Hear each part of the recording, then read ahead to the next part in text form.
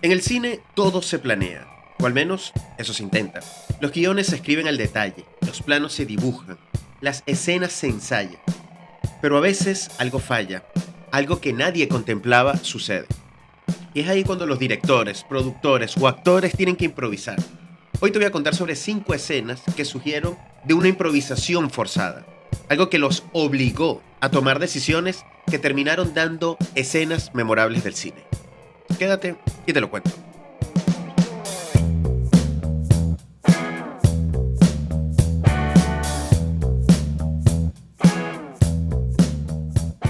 Bienvenido una vez más a mi canal, mi nombre es Mr. Don y hoy nos toca hablar de 5 escenas que son memorables, 5 momentos del cine que a todos nos gusta, pero que surgieron de la improvisación. Es decir, no estaba planificado. De hecho, lo que hubiese sucedido si se hubiese hecho lo que estaba planificado, tal vez, no lo sabremos, pero tal vez no hubiese dado el resultado tan memorable que tiene hoy en día. Pero antes, como siempre, por favor te pido, suscríbete al canal, compártelo con tus amigos si te gusta, que eso me ayuda bastante. Así que bueno, vamos a comenzar con esta lista de 5 momentos o escenas o situaciones memorables del cine que surgieron de una improvisación. Número 1. Tiburón. Esta es una película de Steven Spielberg estrenada en 1975, creo que todo el mundo la conoce, yo creo que ya está considerada como un clásico del cine. ¿Qué fue lo que pasó aquí? A ver, Steven Spielberg con su equipo habían construido un animatronic del tiburón. Todas las escenas donde tú ves un tiburón dentro de la película, por supuesto que no es un tiburón, es un muñeco electrónico que se puede controlar de alguna forma. ¿Qué pasa? Que ese animatronic, cuando estaba dentro del agua, se dañaba constantemente. El agua salada, bueno, simplemente el agua, ya hacía que la electrónica del tiburón fallara. Y eso trajo bastante dolores de cabeza a Steven Spielberg, porque cada vez que iban a hacer una escena, cada vez que estaba preparado todo para la escena, pues el tiburón fallaba y perdían horas y horas y horas. Y ustedes entienden que en el cine cada segundo cuenta, cada minuto es dinero que se está perdiendo. Entonces hay que optimizar el proceso en como sea. ¿Qué pasó? Ahí es donde entra esta improvisación forzada.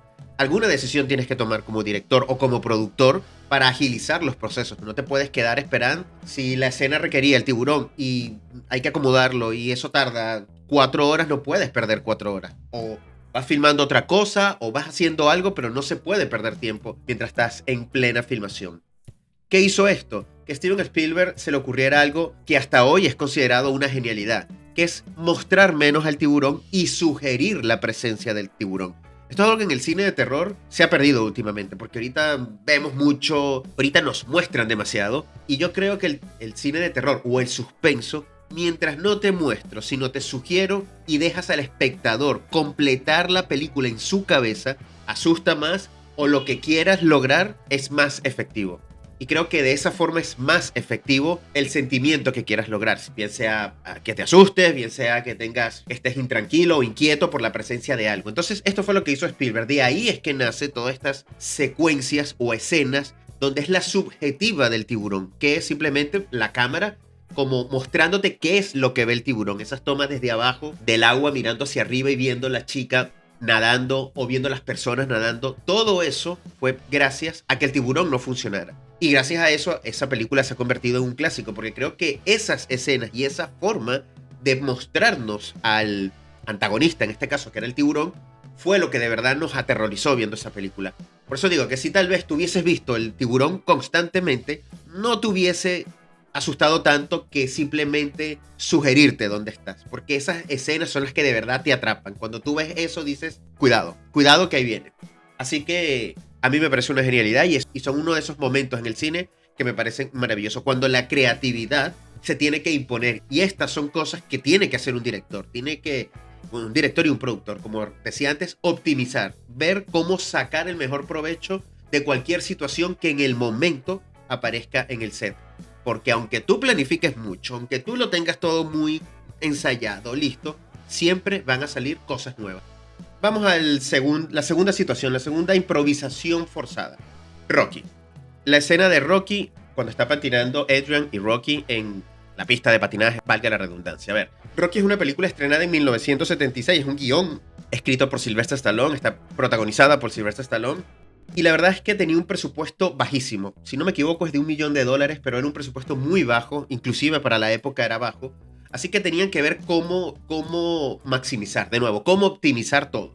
Era una película muy chiquitita y por eso tenían que ser muy creativos. ¿Qué pasó?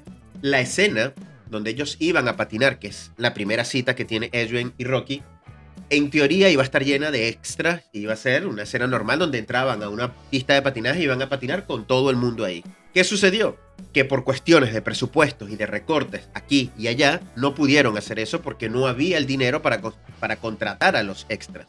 Entonces, cuando tenían que hacer esa escena, tuvieron que tomar una decisión y decir, o la quitamos porque no tenemos dinero para los extras, o simplemente están Rocky y Adrian solos dentro de la pista de patinaje. Por eso hay una escena donde se ve que Rocky se acerca hacia uno de los que trabaja ahí, que le dice que está cerrada, pero él lo convence para entrar. ¿Qué pasa? Toda esa secuencia que sucede dentro de la pista de patinaje, donde ella está patinando, él no, él va caminando al lado, corriendo, se ha vuelto una de las cosas, de mi punto de vista, cinematográficamente hablando, más románticas del cine. Porque hay que estar claro en algo, Rocky es una película de amor. Muchas veces confundimos Rocky con una película de boxeo. No, el boxeo está por debajo. Lo principal aquí es la historia de amor que se está dando entre Adrian y Rocky.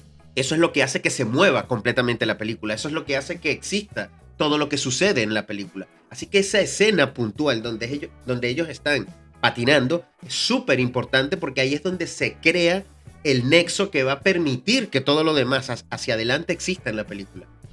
De nuevo, creatividad sobre imprevistos. Terminó siendo mucho más grande la escena. La escena se vuelve muy íntima, aun y cuando están en un espacio muy grande y la escena es, no grande, pero digo, todo lo que está sucediendo es más grande, pero se siente muy íntima porque están ellos dos. Es romántica y logra el efecto perfecto. Rocky logra transmitir visualmente, no en palabras, visualmente lo que siente, cómo lo siente y por dónde está pasando. Porque toda esa secuencia él está, como él no tiene patines, está resbalando, está tratando de agarrar a Adrian, pero el que se cae y se resbala a veces es él. Ella también está aprendiendo a patinar porque no sabe patinar muy bien. Entonces, lo que se crea entre ellos dos es muy poderoso para lo que viene dentro de la película. Así que, de nuevo, otra de esas cosas que la improvisación forzada hace que suceda algo todavía mejor que si se hubiese hecho de la forma en que estaba planificada. Tercera película que sucede esto, Apocalypse Now. Es una película estrenada en 1979, dirigida por Francis Ford Coppola y protagonizada por Martin Sheen, Marlon Brando, Robert Duvall. Bueno, esto está lleno de actores. Lawrence Fishburne creo que es uno de sus primeros papeles, si no es el primero. Y la película, para que el que no la haya visto, va de Vietnam y pasan un poco de cosas. El punto es, Francis Ford Coppola le había pedido a Marlon Brando: tú vas a actuar X cantidad de días. El papel de Marlon Brando sale hacia el final de la película porque hay un viaje que están haciendo el protagonista para encontrar a este coronel, que es el personaje que está interpretando a Marlon Brando. Y le había pedido Francis Ford Coppola a Marlon Brando que tenía que mantenerse en forma. Marlon Brando tendía a engordar. Entonces se le había pedido, mira, con lo que se te va a pagar, con todo, que usted venga tal día y mantienes un peso X. No recuerdo cuál es. ¿Qué pasó? Típico de Marlon Brando, no entiendo por qué Francis Ford Coppola pensaría que no iba a ser así, pues llegó el momento de la filmación, llegó Marlon Brando al set y estaba gordo, pero gordo no, lo siguiente. Por supuesto que esto iba en contra del personaje, que era un coronel, que no un coronel en activo, no puede ser un gordo que no se pueda ni mover. Pero Marlon Brando estaba en un estado bastante contrario a lo que exigía el personaje. ¿Qué podía hacer Francis Ford Coppola? Bueno, o mandar a Marlon Brando a adelgazar, cosa que era imposible por los tiempos, no había tiempo para hacerlo. Marlon Brando era un actor que le encantaba poner excusas para no tener que actuar y que igual le pagaran. Entonces él siempre intentaba retrasar todo en la filmación para que se acabaran los días que él tenía firmado por contrato. Es decir, mira, yo tengo que estar 10 días nada más. De ahí en adelante ustedes me tienen que empezar a pagar más.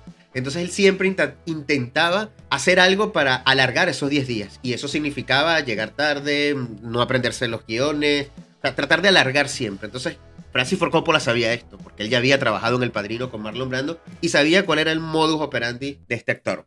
Así que, ¿qué fue lo que hizo? Pues mantener a Marlon Brando en las sombras. Si tú ves Apocalypse Now, cuando llegan a ese momento, cuando nos introducen al personaje, casi no se ve. Está metido entre las sombras, son planos medios, no hay planos completos. Tú no logras ver cómo es él físicamente, completamente.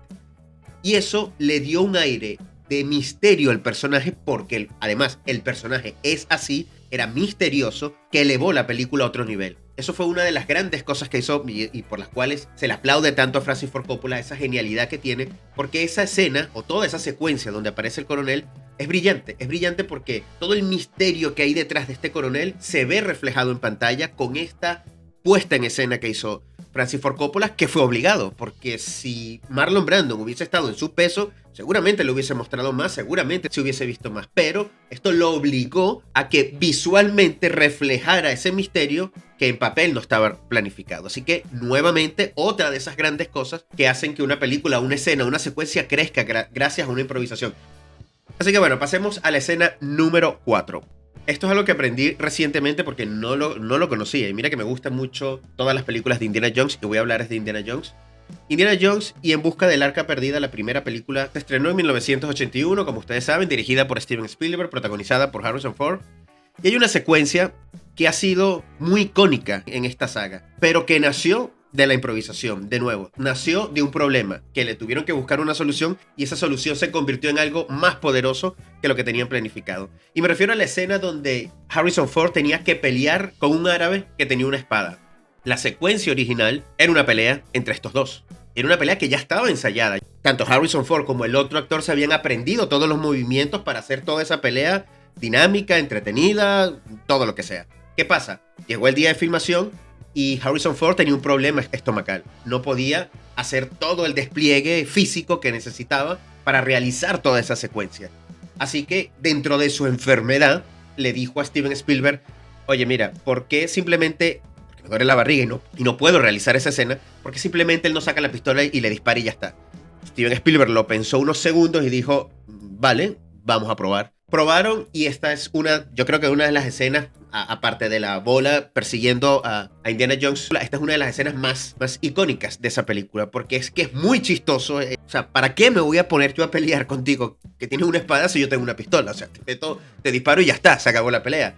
Así que, de nuevo, Steven Spielberg, aunque la idea no es de él, pero la última decisión la toma él, habla de lo grande que es como director. Resuelve problemas. Que eso, últimamente, como decía, esto es una de las cosas que tiene que hacer un director. Esto, por supuesto, hizo que se economizara dinero que adelante. Imagínense, porque nada más, si hubiesen hecho la escena como estaba planificada, seguramente ahí se hubiesen tirado 3 o 4 horas. Eso hay que filmar varias veces porque se equivocan, hay que filmar varios ángulos, y esa enfermedad y esa decisión más bien hizo que se apurara y se economizara en el día para poder pasar a la siguiente escena o la siguiente secuencia. Así que, genial de Spielberg. Puesto número 5, mi película favorita, si han visto parte de mi canal, El Padrino. Y esto, más que una escena o algo que vino de un problema, sale de una improvisación, pero que la puse aquí porque le da un toque que lleva a un personaje a otro nivel. Y me refiero del gato que está acariciando Vito Corleone al principio de la película. Si ustedes se acuerdan, la película abre con Bonacera contándole al padrino lo que está sucediendo con su hija. Y vemos, cuando después que hace el zoom out a la cara de Bonacera, vemos a Vito Corleone, o sea, Marlon Brando, sentado en su escritorio. Sabes que es un mafioso. En teoría es un personaje que tú al principio tienes que temerle porque es un mafioso. Y sin embargo está acariciando un gato. Y eso le da una humanidad al personaje que es imperceptible a nivel racional, yo creo. Yo creo que nadie puede explicártelo, pero está ahí. Visualmente está ahí, y esa conexión de ver a un tipo tan malo, porque todavía no lo conocemos, todavía no sabemos todo lo que hace y lo que no hace, pero a ver un tipo que probablemente es malo, teniendo esa conexión con una mascota y la forma en que tiene a la mascota, hace que esa escena dé un pasito más hacia adelante, hace que el personaje crezca y lo humaniza todavía más. ¿Qué pasa? Que eso no estaba en el guión, eso no estaba planificado. De hecho, era un gato que estaba corriendo por el set y al parecer, y no tengo claro esto, aquí los comentarios me pueden ayudar, no sé si fue el propio Marlon Brando que agarró el gato o fue Francis Ford Coppola el que lo agarró. El caso es que cualquiera de los dos que lo haya hecho, Francis Ford Coppola, que es el director, de nuevo, igual con lo que pasó anteriormente con Steven Spielberg, es el que toma la decisión y dijo: sí, agárralo, acarícialo y déjalo en tus piernas. Y así fue que esa escena del Padrino, de esos primeros minutos, se hace gracias de nuevo a una improvisación. Recuerden que El Padrino también estuvo lleno de algunas cositas de estas por Marlon Brando. También está el tema de la boca de de cómo él se metió unas frutas, creo que fue melón en la boca en su audición para que se viese como un bulldog. Por eso es que él en la película se le ven los cachetes como inflados. Eso es porque tiene una prótesis ahí metida. Así que si fue idea de Marlon Brando lo del gato, pues genial. Y si fue de Francis Ford Coppola, creo que también una genialidad típica de un genio como es Francis Ford Coppola como director.